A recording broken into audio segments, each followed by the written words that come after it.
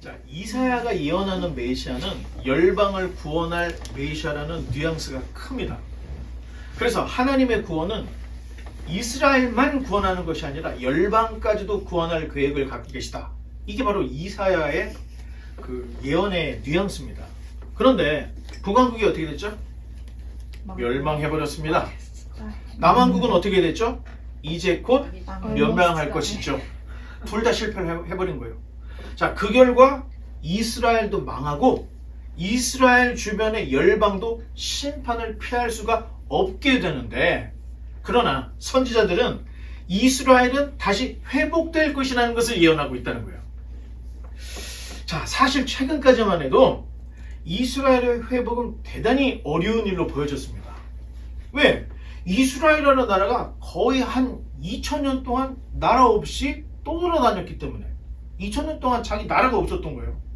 토지, 국가에 땅이 없었던 거예요. 따라서 이스라엘의 약속이 교회로 대체가 됐다고 하는 대체 신학까지 나왔습니다. 이스라엘의 약속이 교회로 대체됐다.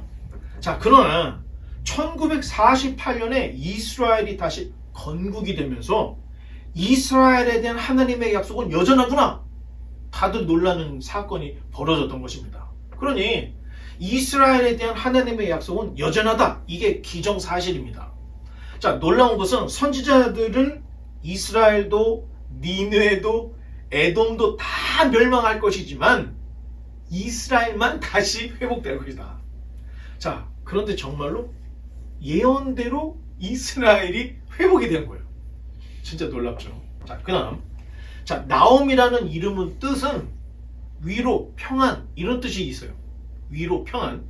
자, 나옴은 자신은 엘구스 사람이다 밝히고 있는데 사실 엘구스가 어디인지는 모릅니다. 우리도 지명 이름은 나와 있지만 이게 어디였는지는 잘 몰라요. 그만큼 나옴 선지자의 정보는 굉장히 제한적입니다. 우리가 그냥 추정만 할 수 있는 거죠. 자, 그러나 중요한 것은 나옴 선지자는 이미 나옴이 나옴서 예언을 하기 150년 전 요나 선지자가 다녀왔던 니느웨에 대한 심판 예언을 다시 하고 있다는 거예요. 자, 나옴이 활동하기 150년 전 요나 선지자가 여로보암 2세 때 니느웨를 갔었죠. 그리고 그쪽에서 가서 복음을 전했는데 복음을 받아들이고 회개를 했던 거예요. 그런데 그 후에 이 니느웨가 다시 악해져서 이제 하나님의 심판을 받을 하나님의 또 시한부에 걸렸다. 이런 이야기를 우리에게 전해주고 있는 겁니다. 자, 그 다음 나홈서는 총 3장입니다. 자, 넘기면, 자, 주제 시작. 니느웨의 심판과 유다의 보존. 그래서 1장 1절로 14절까지는 하나님의 거룩하신 보복이 나오고 1장 15절부터 2장까지는 니느웨 성의 포위, 니느웨 성이 포위당하는 이야기, 그리고 3장에 가서는 니느웨의 완전한 멸망에 대한 예언을 1, 2, 3장 이렇게 3장으로 우리에게 전해주고 있습니다. 자, 그러면 나홈은 왜 요나가 다녀왔던 니느웨에 다시 심판 예언을 하고 있는 걸까? 자, 요나는 아까 말씀드렸다시피 여로보암 2세 때 회개하지 않던 북왕국 사람들에게 보란듯이 이방의 수도 니느웨에 가서 회개를 시키는 놀라운 역사를 하고 돌아왔습니다. 그런데 150년 후 니느웨 사람들은 다시 악독해졌던 겁니다. 하나님께서는 이 삐뚤어진 북왕국을 혼내주시려고, 매질을 하려고 불방망이 같은 아시리아를 통해서 매질을 하시려고 했는데, 이 아시리아는 불방망이가 불방망이질만 하면 되는데 아예 북왕국의 가죽을 벗겨버린 거예요. 너무 악독했던 거예요. 자, 그래서 하나님께서 참다 더는 못 참겠다, 니느웨를 끝장을 내야 되겠다, 이런 마음을 먹고 그 마음을 이 나홈 선지자에게 보여줬던 겁니다. 어떤 면에서 니느웨의 멸망은 이스라엘이 멸망을 당했을 때 그 얼마나 그 마음이 서러웠겠어요. 사마리아 성이 다 깨지고 우리 가족이 다 해체되는 거야. 아버지는 죽고 어머니하고 애들은 노예로 팔려가고 북쪽에 있는 아시리아 땅으로 이주를 해서 살아가야 되고 이주의 목적이 있습니다. 정책 자체가 혼혈이에요, 혼혈. 그러니까 자기끼리 순수 혈통을 못 갖고 다 혼혈이 되게끔 하는 거였기 때문에 뿔뿔이 흩어져서 그 지역에 있는 사람들과 결혼해서 혼혈족을 만드는 거예요. 민족성을 없애려고. 굉장히 잔인하고 미개한 방법이었죠. 자, 이 방법 때문에 이스라엘 백성은 이를 바드득 갈아야 됐던 이런 일들이 있는데, 그런데 하나님이 니느웨를 멸망시킨다 하는 게 이스라엘 백성들이 들었을 때는 어떻게 들렸을까요? 그렇지! 정말로 위로가 됐던 거예요. 우리 지금 열지발을 다 찢어갖고 가죽까지 벗겨버렸던 이 니느웨를 하나님이 심판하신다. 그 하나님께서 일어나서 보복하신다. 이게 위로가 됐던 거예요. 아시리아 사람들이 너무 악독했기 때문에 니느웨 멸망을 외친 나훔의 메시지는 이스라엘 사람들에게는 위로와 평안이었다는 겁니다. 그래서 그런지 나훔이라는 이름 자체가 위로라는 뜻이 있다는 거예요. 자, 아시리아는 주전 722년에 북왕국 이스라엘을 완전히 멸망을 시켰고 여기에 멈추지 않았습니다. 우리가 알고 있는 히스기야 때 사내립이 내려와가지고 엄청난 전쟁 배상금을 요구하고 유다에 있는 수많은 도시들을 다 부셔뜨렸습니다. 자, 그러나 결국 예언대로 아시리아의 니느웨는 주전 612년에 완전히 사라졌습니다. 바벨론의 느부갓네살이 나훔이 예언했던 그대로 아시리아를 멸망을 시켰던 겁니다. 자, 그 다음. 자, 사실 이 아시리아는 거의 520년 동안 상아시아의 주인이었어요. 아니, 1년, 2년이 아니에요. 지금 미국이 건국된 이후로 300년이 안 됐죠? 그런데 아시리아는 520년 동안 엄청난 거대한 제국을 갖고 있었다는 거예요. 근데 문제는 아시리아가 520년 동안 상아시아의 주인이었음에도 불구하고 고고학적인 친구가 하나도 안 나왔던 겁니다. 그 참 아이러니하죠. 고고학적인 발굴이 없었던 거예요.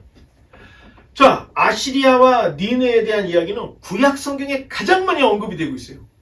그리고 로마의 역사가 키케로가 그리스의 전쟁사를 다루면서 아시리아의 존재를 조금 언급하고 지나간 게 있습니다. 거의 대부분이 성경에 기록되어 있는 거예요.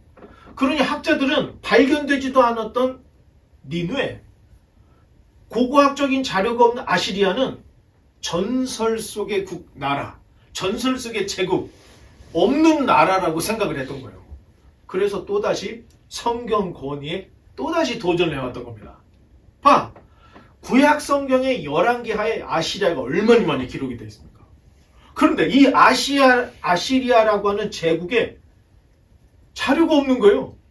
그러니까 학자들은 이 이야기, 성경 이야기는 다 싸잡아가지고 전설 속의 이야기고 다 소설이다 이렇게 또 취급을 하기 시작했던 겁니다.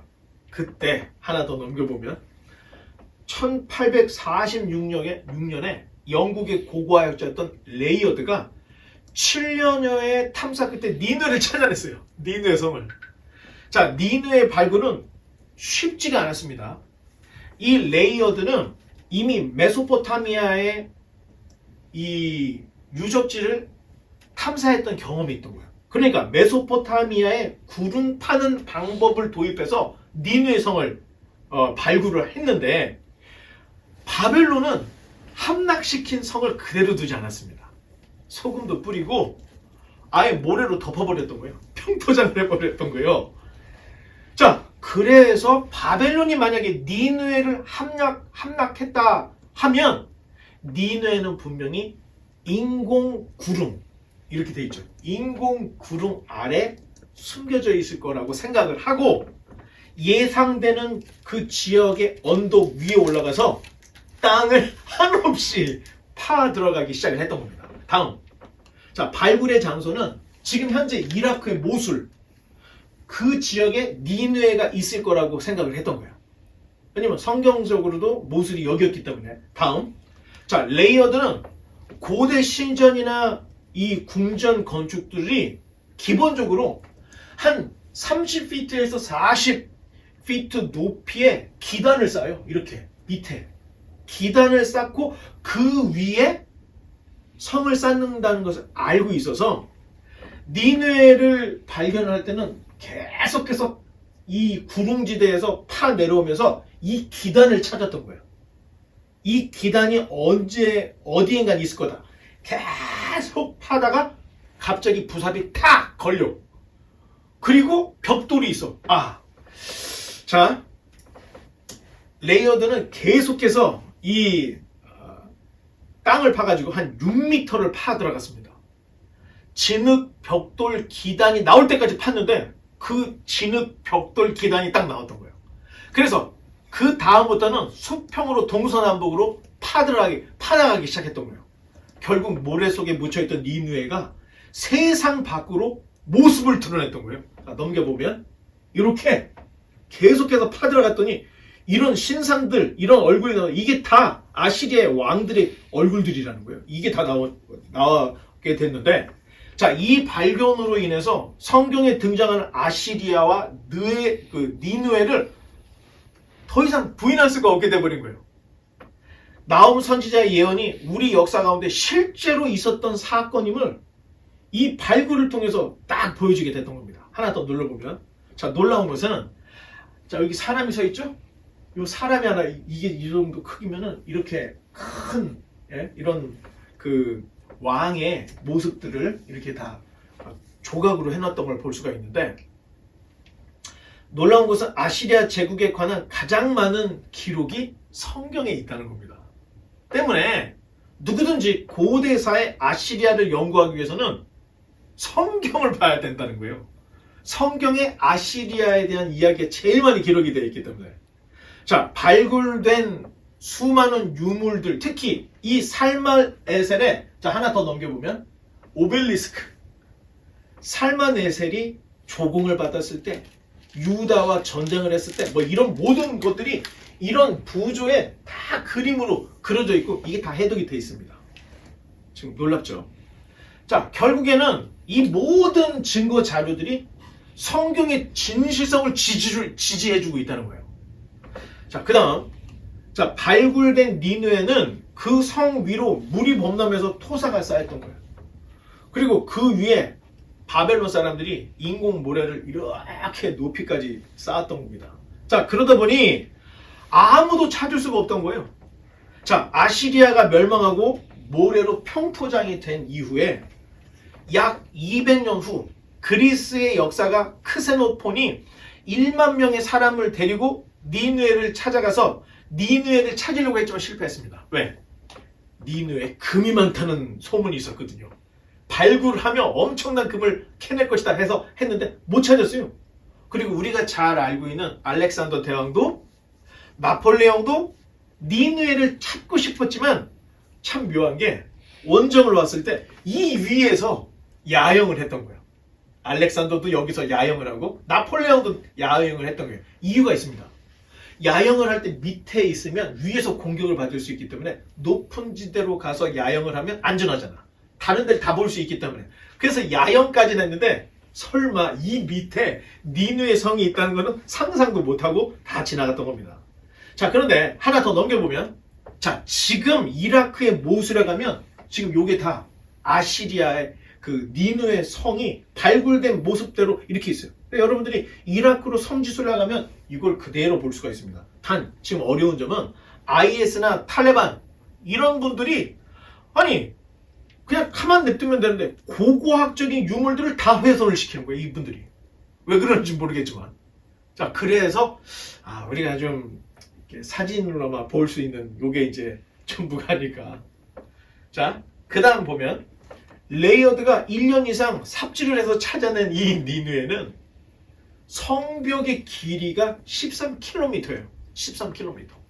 성벽의 높이가 30m인데 이 초원지대로부터 따져보면 60m가 이상이 되는 거예요. 엄청나게 높은 거니까 전차가 좀 높아서 30m고 이 만 밑에 평지로부터 따지면 60m 이상이 되는 거예요. 성 높이가. 성벽의 높이가. 그리고 성벽의 두께가 얼마나 이 성벽이 두꺼웠는지 쌍두마차. 그러니까 쌍두마차면은 말 두 필이 끄는 마차를 얘기하는데 이 마차가 6대가 동시에 지나갈 수 있을 정도의 엄청난 넓이였다는 거죠. 자, 이 크기를 환산을 해보면 여리고의 250배 크기입니다. 여호수아가 함락했던 여리고성이죠. 여리고성이 250배 크기예요. 그리고 요나서에 보면 좌우를 분간하지 못하는 12만 사람이 있었다 그랬죠. 그 12만을 좌우를 분간하지 못한다 할 때는 어린아이들이라고 생각해서 보면 이 도시에 적어도 100만 명 이상의 사람들이 몰려 살고 있던 엄청난 도시였구나. 자, 이런 것들을 우리가 알아낼 수가 있다는 겁니다. 자, 니느웨 성은 이 성이 5개야. 이 5개의 성벽 그리고 3개 해자 주변을 도는 이 강이 있죠. 이게 3개나 돼요. 엄청나게 크죠. 자, 니느웨 성 주변에 이 주변을 봤더니 30채도 더 되는 사원들이 있는데 지금은 우리가 이제 상상밖에 할 수가 없는데 금과 은으로 찬란하게 빛나는 30여 개의 사원들이 이 주변에 있었다는 거예요. 자, 그러면은 이게 이제 상상도인데 엄청나게 큰 화려한 도시였다 하는 걸 볼 수가 있습니다. 자, 아시리아는 동쪽으로 인도까지, 동쪽으로 인도, 서쪽으로 애굽까지, 북쪽으로는 러시아까지, 남쪽으로는 지금의 예멘, 아라비아 반도까지 차지했던 어마어마하게 큰 제국이었습니다. 그 사이즈가 3,200km가 돼요. 얼마나 나라가 컸는지. 결국 소아시아와 초원지대 사막을 아울러서 아시리아는 한 520년 동안 상아시아를 다스렸던 엄청난 제국이었다. 그런데 이렇게 대단했던 제국이 흔적도 없이 사라져버린 거예요. 약 2500년이 지나서 결국에는 모래 땅 속에서 이 감춰져 있던 아시리아의 니느웨가 드러나게 됐던 거예요.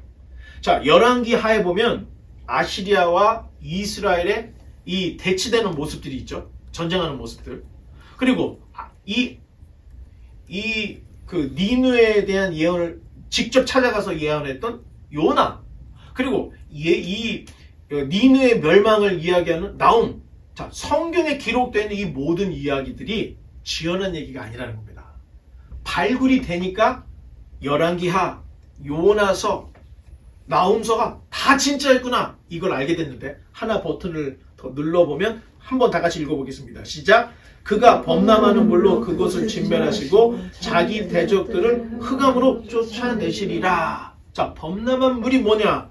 2가지로 볼 수가 있는데 첫째, 진짜 물이 이 니느웨 성을 덮어버렸다 이렇게 볼 수 있어요. 두 번째는 바벨론 군대가 범람한 물처럼 아시리아를 덮쳤다.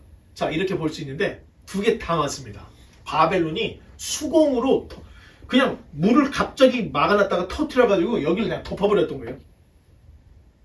그리고 바벨론이 다 죽여버렸어요. 그리고 그 흙이 잔뜩 올라간 이 성에다가 흙을 더 쌓아가지고 인공 구릉을 만들어버렸습니다. 아예 평토장을 해버렸던 거예요. 버튼 하나 누르면 그래서 이 모양, 이 모습대로 처음에 니느웨가 여기 묻혀 있었다는 거예요. 이런데. 자, 그 다음부터 한번 넘어가 보겠습니다. 자, 히스기야에 있어서 안타까운 것은 자기 자녀의 신앙 교육이 실패했다는 겁니다. 므낫세. 자, 이게 오늘날도 마찬가지입니다.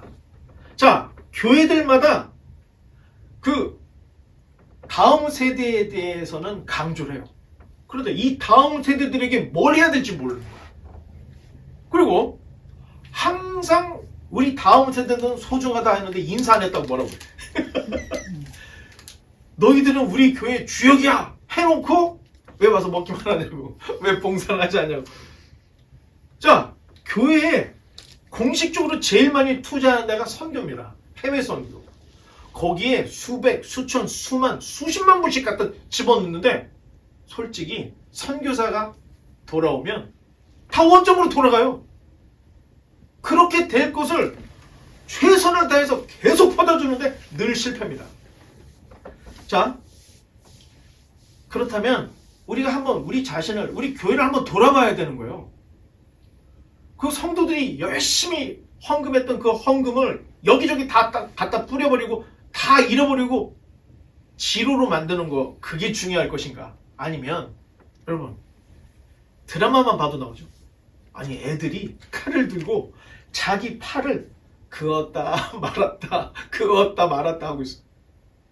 가스도 마셔보고 마약도 해보고 성적으로 타락도 해보고 죽을까 말까 고민하고 있는 우리 자녀들이 지금 내 옆에 있음에도 불구하고, 아니 그 많은 예산 절반의 절반만 투자해도 아이들을 신앙의 자녀들로 키우는데 엄청나게 이 좋은 일을 할 수 있음에도 불구하고 되지도 않는 선교에 돈을 엄청나게 퍼붓고 항상 결과가 없다는 거예요.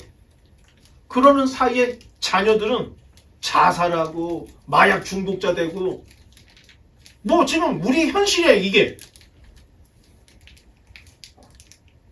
제가 생각할 때 세상에서 가장 큰 선교 사역은 내 자녀를 하나님 품으로 인도하는 겁니다.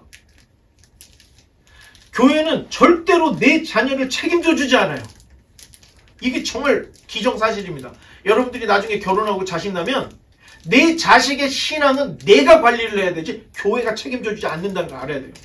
자, 부모도 내가 선택할 수 없었고 자녀도 내가 선택할 수 없었다면 부모 자식 간에도 막중한 선교 사명이 있다는 거예요. 여러분, 제가 항상 하죠? 여러분들이 부모를 선택 못했죠? 우리도 부모도 자녀들을 이 자녀 저 자녀 픽 못해요. 하나님이 주시는 대로 그냥 받은 거예요.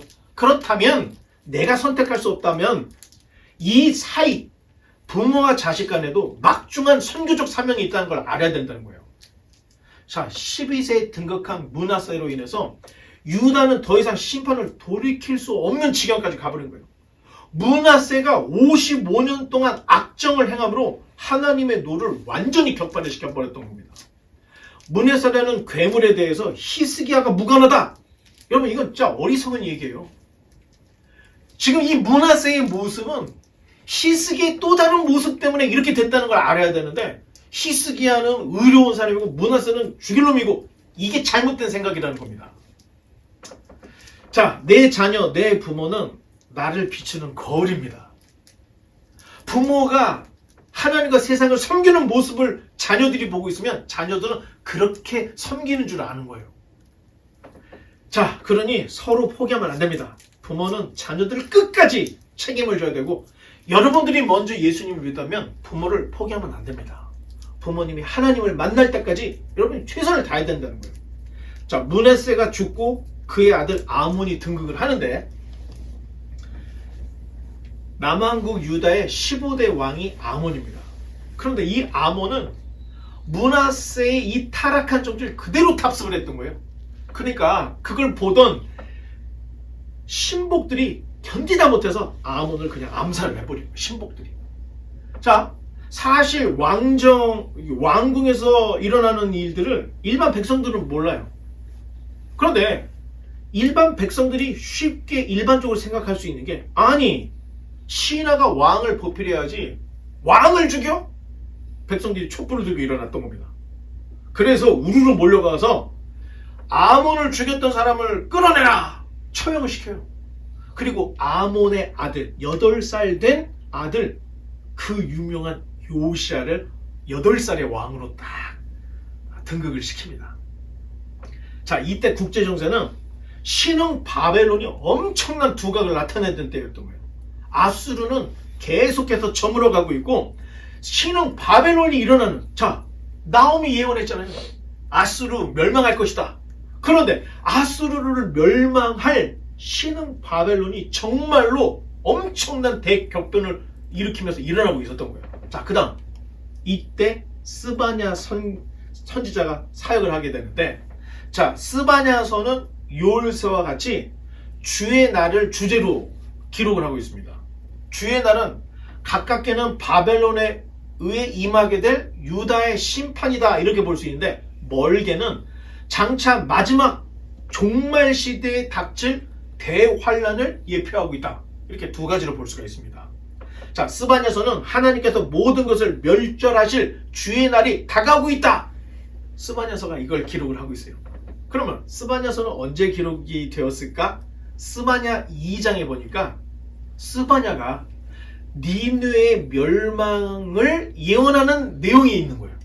자, 니느웨 멸망 전, 주전 612년 이전에 스바냐도 니느웨의 멸망을 예언했다는 거예요.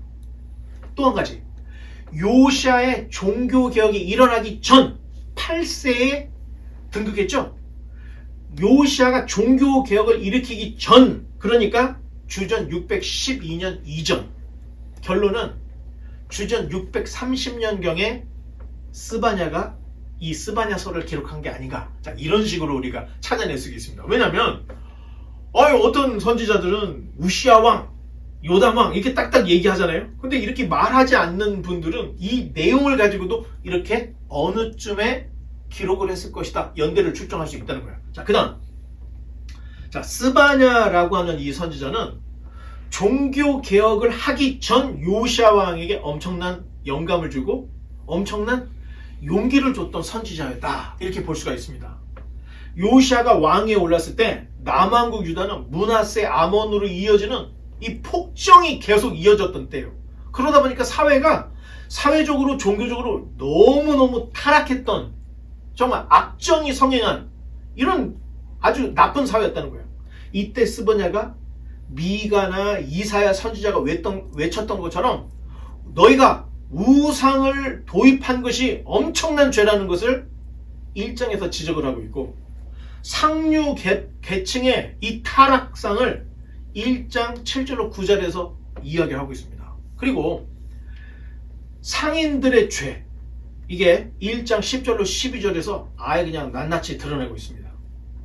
스바냐라고 하는 이름은 여호와께서 숨기셨다라고 하는 뜻인데 스바냐는 히스기 왕의 4대 손입니다. 그리고 귀족 출신 선지자였다. 이런 것들을 알 수가 있어요. 왜냐하면 스바냐서에 누구의 아들 누가 할 때 히스기야의 4대 손이었구나 하는 걸 알 수 있다는 거예요. 왕족 출신이었다는 걸 알 수 있다는 거예요. 자, 요시야 왕 때 하박국 선지자, 예레미야 선지자와 같은 시대에 선지자 활동을 했던 사람이다. 그러니까 동시대에 활동했던 선지자로 나훔, 하박국, 예레미야 선지자들을 생각할 수 있다는 거예요. 자, 그 다음 스바냐서는 3장밖에 되지 않습니다. 또 넘겨보면 자, 주제를 한번 읽어보겠습니다. 시작. 여호와의 심판의 날. 자, 1장에서는 심판날에 대한 경고, 유다는 멸절될 것이다, 이 얘기를 하고 있어요. 2장에서는 심판은 유다뿐만 아니라 누구에게나 임한다, 열방에 대한 심판, 그러니 제발 회개하라, 이런 이야기가 기록이 되어 있고 3장에 가서는 예루살렘의 죄에 대한 책망. 자, 하나님께서 의인들은 숨겨주신다 라고 했는데 예루살렘의 죄에 대한 책망을 드러내면서 너희가 의롭다면 하나님께서는 의로운 너희들은 숨겨주실 것이다 라는 이야기로 이제 맞춰지고 있습니다. 자, 스바냐가 무슨 뜻이라고 했죠? 맞습니다. 숨겨주시는 하나님에 대한 이야기를 하고 있어요. 자, 조금 더 세부적으로 전반부에서는 유다의 심판이 있고 그 후에 이방인의 심판이 따르고 있습니다. 그리고 다시 예루살렘의 심판을 강조하고 끝내요. 후반부는 남은 자의 구원을 말하고 완전히 끝납니다. 자, 독특한 것은 이방인의 구원이 먼저 나오고 그 후에 이스라엘의 구원이 언급된다는 거예요. 그 전까지는 유다가 회복되고 열방이 회복되는 걸로 항상 이야기를 했는데, 아니 이 스바냐는 이방인이 먼저 회복되고 그 다음에 유대인이 회복될 것이라는 이야기를 남기고 있다는 거예요. 자, 이때는 이미 북왕국의 10지파가 아시리아에 의해서 공중분해가 된 때였던 거예요. 겨우 남은 것이 유다, 소수의 베냐민, 소수의 레위 몇몇 사람들밖에 안 됐던 거예요. 자, 이들마저 바벨론에게 이제 산산이 부서질 위기에 있었던 이런 간당간당한 시대였다는 거예요. 아마도 북왕국과 남유다는 여기까지였고 전 인류를 구한 하나님의 계획이 이제부터 예언으로 시작됐는데 스바냐가 그 얘기를 하고 있다는 거예요. 먼저 이 이방인이 구원받고 그 다음에 유대인 회복될 것을 얘기하는데 요한계시록이 그 얘기를 하고 있다는 거예요.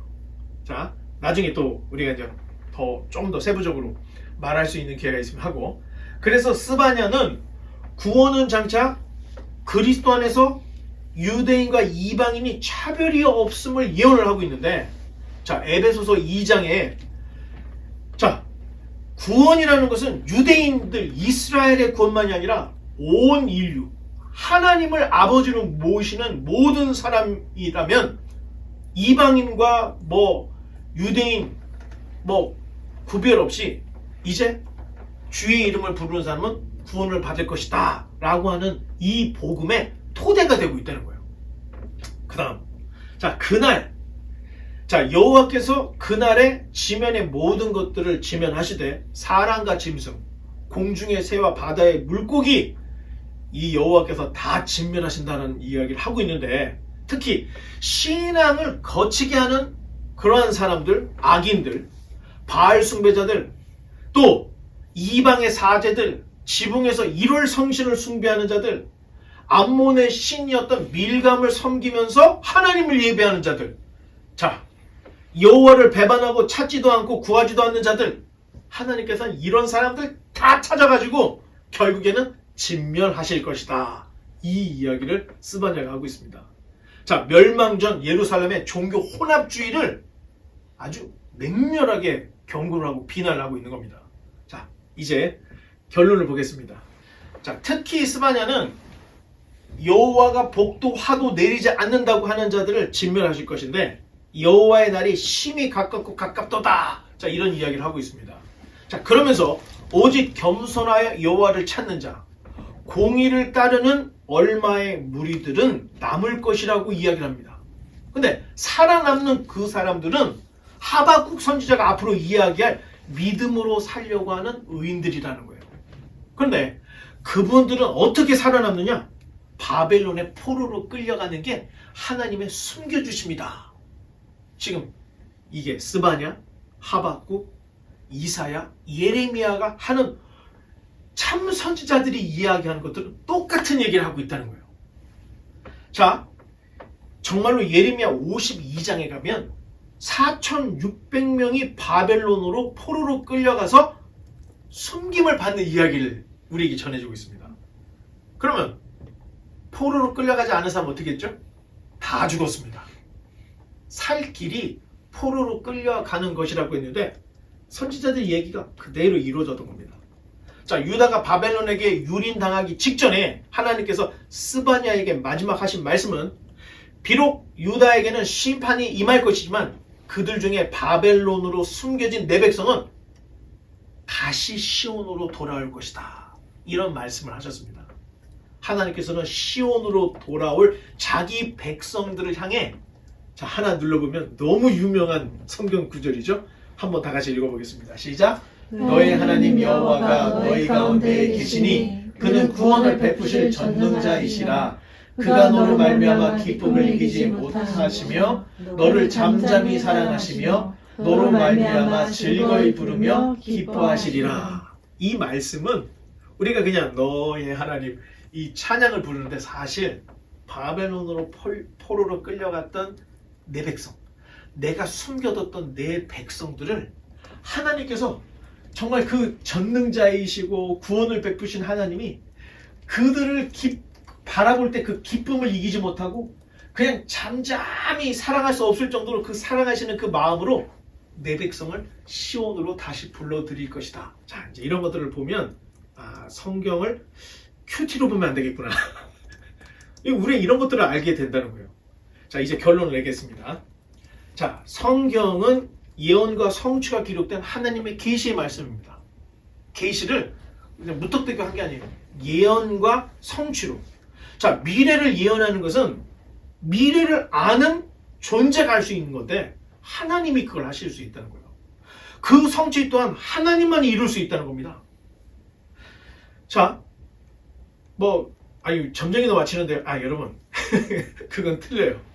너무 크게 일반적인 얘기를 해서, 자, 오늘 예배 끝나고 우리는 밥을 먹을 것입니다. 이게 예언입니까? 우리 원래 이 계획이 끝나면 밥을 먹게 돼 있잖아요. 이걸 예언이라고 하면 안 되죠. 근데 거의 대부분의 점쟁이나 무당들은 이런 얘기들밖에 안 한다는 거예요. 자, 콩을 심어놓고 콩이 나올 것을 예언하는 것은 예언이 아니죠. 자, 콩을 심어서 콩이 나오는 것은 자연 법칙입니다. 그것을 보고 이성적이고 과학적이라고 하는 것은 형이해학적인 것밖에 안 된다는 거예요. 이거는 수준 높은 게 아니라는 거예요. 자, 그런데 만일 콩을 심었는데, 여러분, 콩을 심었는데 팥이 나왔다. 이거 어떻게 될까요? 콩을 심었으면 콩이 나와야 되는데 콩을 심었는데 팥이 나와. 잘못 본 거죠. 우리 이렇게 잘못 본 거예요. 자, 이것은 자연 법칙을 위배하는 것입니다. 콩을 심었는데 팥이 나왔으니까 자연 법칙을 위배한 거예요. 이것은 비이성적이고 비과학적인 사건입니다. 마찬가지로 하나님께서 자기 형상과 모양으로 누구를 만들었죠? 사람을 만드셨어요. 따라서 하나님의 형상과 모양으로 지음받은 사람은 하나님처럼 의롭고 거룩하고 경건하게 살아가야 하는 게 당연한 겁니다. 이게 이성적이고 이게 과학적이고 이게 법칙이에요. 그런데 어떻게 됐습니까? 콩을 심었는데 팥이 나오는 것처럼 사람은 자기 스스로가 하나님의 형상과 모양을 벗어버렸던 겁니다. 잘 생각하세요. 콩을 심었는데 콩이 나면 당연한 거예요. 콩을 심었는데 팥이 나오면 큰일 난 거죠. 하나님이 자기 형상과 모양으로 사람을 만들었으면 그렇게 살아가야 되는데 사람을 자기 형상과 모양으로 만들었는데 이 사람이 그 모양을 하나님의 형상과 모양을 벗어버린 거예요. 타락을 해버린 거예요. 사람의 타락이야말로 비이성적이고 비과학적이고 자연 법칙을 위배하는 것이라는 겁니다. 콩을 심었는데 팥이 나온 경우와 똑같다는 겁니다. 자, 그렇다면 이제 어떻게 할 것인가? 하나님의 마음, 하나님의 뜻, 하나님의 계획이 선지자들을 통해서 계시되고 성취됐던 것을 성경을 통해서 깨달았다면 성경을 모르고 안 읽고 읽어도 이해할 수 없는 신앙은 이게 미신이라는 겁니다. 예언과 성취를 분명히 깨달으면 우리에게 작용이 들어오는 게 있어요. 지극히 이성적이고 법칙적인 게 신앙을 갖는 것. 사람의 본분은 하나님을 믿는 것이 당연하다는 것을 박수를 치고 동의를 안 할 수가 없다는 거예요. 그래서 성경을 읽어야 된다는 겁니다. 비록 우리가 나훔, 스바냐 이거 뭐 1년에 한 번 읽을까 말까 하고 그 이름도 한 번 나훔, 스바냐 이름이 나올까 말까 하는 이름들이에요. 그런데 그 안에 예언과 성취의 예언이 말씀이 담겨져 있고 그대로 역사가 흘러갔던 것을 우리에게 보여주고 있다는 겁니다. 따라서 바라기는 우리 모두가 성경을 지금보다 조금 더 가까이 해야 됩니다. 내가 성경을 봐도 이해를 못해. 그러면 더 노력을 해야 된다는 거예요. 하나님의 말씀을 깨달아서 하나님이 말씀하는 신앙의 ABC를 정확하게 알고 믿으면 여러분 우리는 결코 자연법칙, 비이성적, 비과학적인 신앙이 아니라 지극히 이성적이고 지극히 과학적이고 지극히 자연법칙적인 정상적인 하나님을 영화롭게 하며 그로 인하여 즐거워하는 거룩한 삶으로 회복되고 돌아올 수 있다는 겁니다. 우리 모두가 그렇게 되기를 주님의 이름으로 간절히 축원합니다.